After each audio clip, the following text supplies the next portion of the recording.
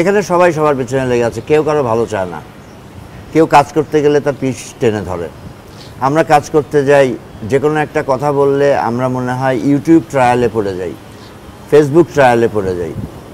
তো আসলে এই ব্যাপারগুলো থেকে ফিল্ম ইন্ডাস্ট্রিটাকে বাঁচানোর জন্যই আমার কাজ করা।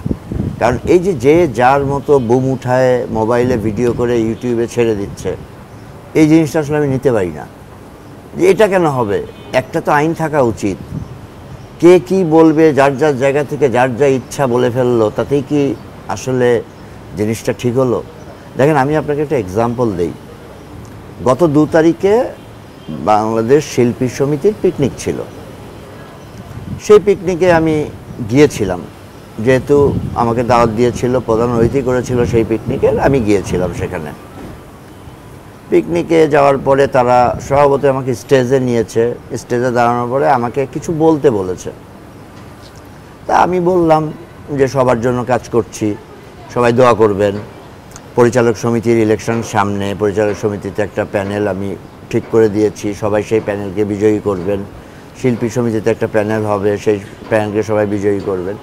এরকম সময়ে আমাকে হঠাৎ করে একজন বলে যে, আচ্ছা, শাকিব খান ছাড়া কি আপনি ছবি বানাবেন না? শুধু কি শাকিব খান নিয়েই ছবি বানাবেন? তখন পরিবর্তিত পরিস্থিতিতে তো আমাদেরকে অনেক রকম উত্তর অনেক জায়গায় দিতে হয়। তো আমি উত্তর দিলাম যে কেন বানাবো না, শাকিব খান ছাড়াও ছবি বানাতে পারি, অবশ্যই বানাতে পারি, কেন বানাবো না। এই কথাটা বললাম তো আগুন লেগে গেল। মানে একটা ফাইটার, কেউ তাকে চেনে না, কাজ না দিলে তার মানে কাজ কি করবে কেমন করে সেটা সে জানে না। সে মোবাইলে রেকর্ড করলো, ইউটিউবে ছাড়লো। আরশাদ আদনান শাকিব খানকে দিয়ে পরিচিতি পেয়ে এখন শাকিব খান ছাড়া কাজ করার ঘোষণা দিচ্ছে। এটা হাস্যকর, লজ্জাকর। তাকে কে চিনতো? সে তো কয়টা নাটক বানাইছে, কয়টা সিনেমা বানাইছে, কিন্তু ওইভাবে তার সিনেমা কেউ দেখছে কিনা জানা নাই। এইরকম কথা বলল। এই পার্সোনালি অ্যাটাক কেন হবে? এটা তো আমার পার্সোনালি অ্যাটাক। এগুলো আমাকে হার্ট করে। এই জিনিসগুলো ঠিক না, এগুলো ঠিক হতে হবে।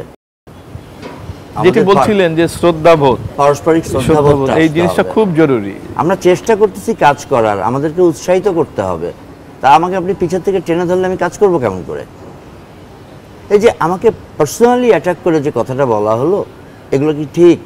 ওপেন মিডিয়াতে আমার তো একটা মানে কি বলে, সমাজে একটা ভ্যালু আছে, ব্যক্তিগত পরিচয় আছে। এদের না বিবেক নাই, এদের শুধু আবেগই কাজ করে। তারপরের কথাই সে বলল, বস আমি সরি, আমি এটা উইথড্র করে নিচ্ছি, পরের ছবিতে কিন্তু আমার একটা কাস্টিং রাখেন। এই হচ্ছে তাদের স্ট্যাটাস। এই প্রথা থেকে বের হতে হবে, এই প্রথা থেকে বের হয়ে প্রফেশনাল প্রথাতে আসতে হবে।